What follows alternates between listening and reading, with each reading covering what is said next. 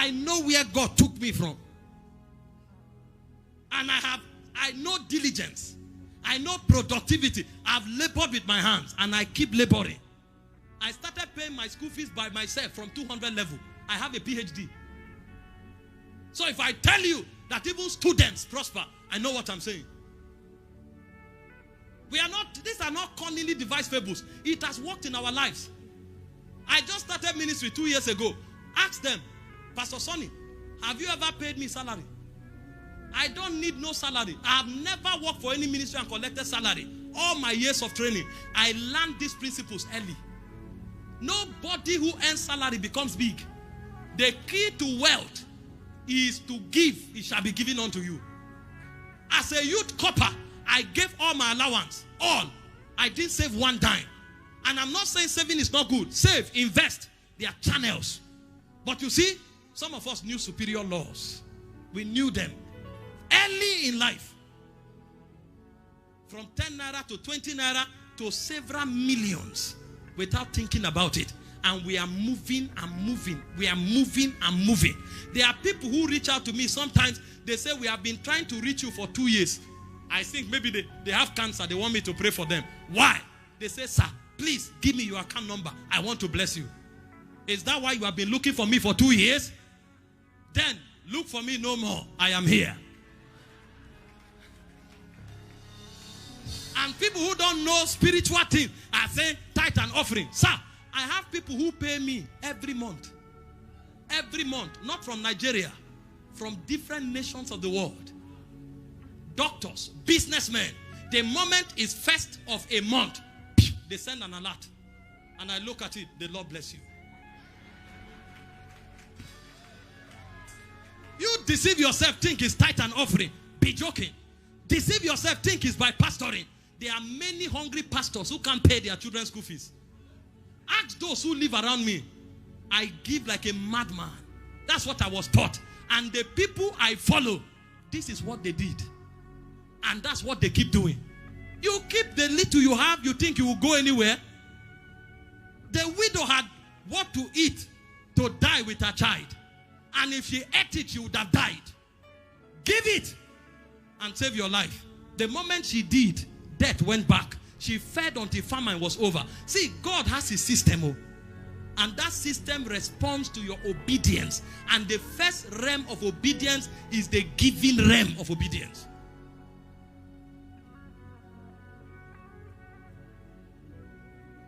Go and find any man who is wealthy and see the level of giving that is under their foundation.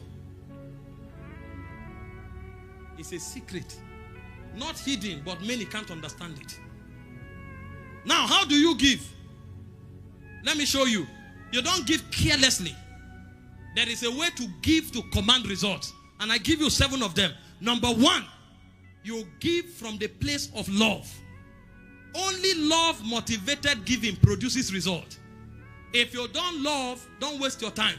You must love God to give to God. Don't come to God with a transaction mentality. He said, if I give, it shall be given unto me. So you don't have any relationship. You just want to manipulate God and get 100-fold. He said to the crafty, he will show himself crafty. If you want giving that produce result, let it be a response of your love for God. 1 Kings 3 verse 3 and 4. And Solomon loved the Lord. And he gave 1,000 burnt offering in the high place of Gibeon. It began with love. If you don't love God, your giving will amount to nothing. Some people give for pride. So that they'll say, this is the biggest partner here. Ah, this man gave 1 million. You are joking. You go nowhere. There's no blessing for it.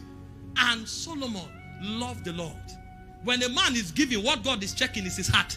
I've quoted for you severally. Matthew 6:21. He said, where a man's treasure is, that's where his heart is. That means God is tracing the heart along the treasure. 1 Corinthians 13 verse 3. He said, I can give all my resources to the poor. I can give my body to be burnt. He said, if I have not love, I have nothing to gain. So the kind of giving that produces result is a love-motivated giving. And that's why when you give, don't look for men's applaud. Your result will prove what you are doing in the secret. There are some people, if they give and you don't call them to announce their name, they are offended. They will never give again. You won't prosper like that.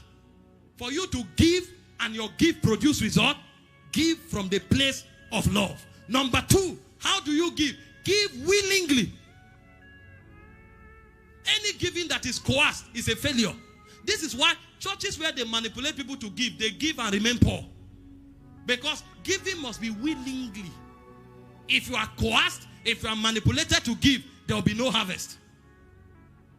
We read already from 1 Corinthians 9, verse 7. It said, when you give, don't give grudgingly. Don't give of necessity, but willingly. For God loveth a cheerful giver. Make sure you give willingly. Exodus 35, verse 4 and 16. When the children of Israel gave, the Bible said, Moses commanded them, those that are of a willing heart, let them give. And the Bible said the people gave willingly. Anytime you want to give and there's pressure, stop. That giving is a waste. Every time you want to give and it's for ego, stop. Don't waste that resource. It will waste. Every time you give, let it be that I want to advance God's kingdom. I want to show my love for God. It must be willingly. I'm showing you what releases the power to get wealth. See, there's a power for wealth. Oh.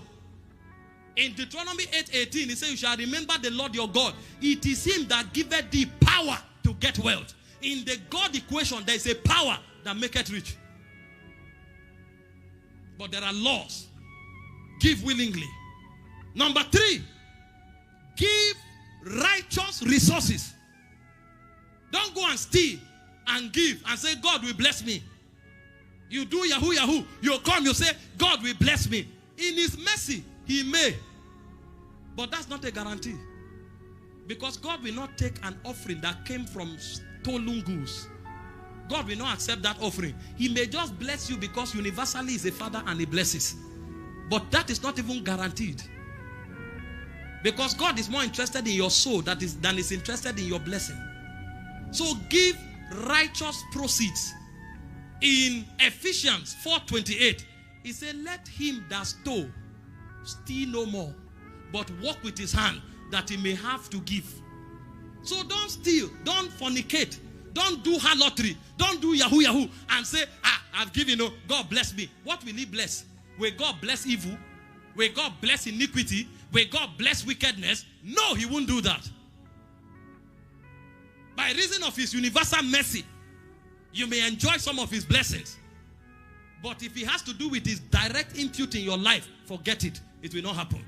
So make sure you give righteously. The scripture we read from Job 22, from verse 21 to 24, you see what the Bible said. It said, acquaint now yourself with the Lord. It said, if you turn to the Almighty, then you shall be built up. It said, then you shall put iniquity from your sanctuary. Then you shall lay up gold as dust. Don't be a thief and then say, if you give, it shall be given unto you. You won't prosper. Let him that stole stop. Stop the stealing first. Stop the harlotry first. Stop the yahoo yahoo first. This is why I said this system is a faith system. If yahoo yahoo is what you are doing, you don't trust God. He is not your source. Every one of us must be wealthy this year. This is why we need to understand this protocol. We can't do great things for God poor. Salvation is free, but preaching the gospel is very expensive. Give righteously. Number 4, how do you give? Give cheerfully, with joy. The Bible says in Isaiah 12:3, it says, with joy you shall draw waters from the wells of salvation. 1 Corinthians 9:7, God loveth a cheerful giver. Give with joy. Don't give grudgingly. I know there's a place in sacrificial giving where the seed will touch you. That is good, but grow up to a level where you give cheerfully. See, when you give, find fulfillment in it. And that's why you need to know how God works, so that people don't toss you to and fro. Make it a lifestyle. The Bible said, give a portion to 7, give a portion to 8. You know not the evil that will come upon the earth. It said, in the morning sow thy seed, in the evening withhold not thy hand. As much as it's within your power, scatter your seeds. Let it become your lifestyle and see if your life remains the same. You know, in the New Testament, God puts our blessings in our hands. so that we determine how we move. Because the New Testament walk is a faith walk. And I'm telling you, as touching material resources, the reason we are walking in lack is because we are not commanding the blessings that is available to us. Because the way to command it is through obedience. Number 5, how do you give? Sacrificially. Psalm 126 verse 6. It says, him that cometh in tears, he that goeth forth and weepeth, bearing precious seeds. So it's not everything you give to God. Anything you give to God must be a worthy offering that beareth what? Precious seed. See the way the Bible puts it. Shall doubtless come again with rejoicing, bringing his sheaves with him. Ask those who give precious seeds. They never come back empty-handed. When Abraham gave Isaac, he didn't just return with Isaac. He returned with Jehovah Jireh. You cannot give precious seeds and return empty-handed. It's not possible. And God looks out for how precious what you are giving is to you. Malachi chapter 1. Look at verse 6 to 9. See God talking. People don't know the character of God. A son honoreth his father. So this is not law. This is relationship with covenant children. A son honoreth his father, and a servant his master. If then I be a father, where is mine honor? And if I be a master, where is my fear? Saith the Lord of hosts unto you, O priest that despiseth my name, and ye say, wherein have we despised you? So this is God rebuking even the priest. So nobody is left out. There are many pastors who collect offering, they never give offering. They are shouting, offering time, blessing time, give bountifully. Check, they never give. That's why church folds up. That's why they become poor. Next verse. Verse 7. You offer polluted bread upon my altar. You say, wherein have we polluted thee? In that, ye say the table of the Lord is contemptible. Next verse. And if you offer the blind for sacrifice, is it not evil? So what they don't need is what they give God. Some people want to give God something, they squeeze an old note that is useless to them and they throw it. You don't give to God like that. Oh. You don't give what is precious to you, you don't handle it like that. That's why we give you envelopes in church, to teach you how to manage what you give to God. It's a training in itself. He said, and if you offer the lame and sick, is it not evil? Offer it now to your governor. He said, will he be pleased with thee? Or will he accept your person? Saith the Lord. So God is saying, what you can't offer to your governor, you are bringing to me. Because you don't give precious things. People are careless when it has to do with God. If they want to give to a friend or a spouse or an honorable person, they prepare everything to make it showcase honor and dignity. But when it's in the house of God, they don't even know what they are coming to church with. When they say offering, they say, yes, so. Somebody who is not deliberate about offering, can he give seeds and sacrifices? That's why we are where we are. Because these things don't mean much to us. And you know the way your mind works? Because you don't take it serious. Even when God is declaring your financial blessing, your spirit can't respond to it with seriousness.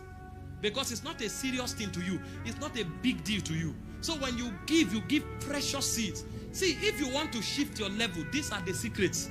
They never fail. Number 6, how do you give? You give reverently. Proverbs 3, 9 and 10. Honor the Lord with your substance and with the first fruit of your increase. If you are giving anything and it's not in reverence and honor, please don't waste your time. When God blesses men, he's deliberate. And finally, give unendingly. Galatians 6:10.